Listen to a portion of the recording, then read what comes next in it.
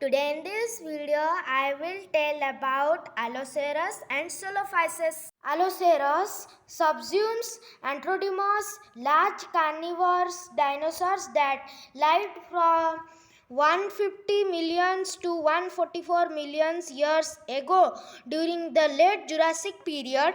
They are best known from fossils found in the West United States, particularly from the Cleveland Lloyd Quarry in Utah and the Garden Park Quarry in Colorado. Cuelophysis, a late Triassic dinosaur, was among the earliest dinosaurs in North America.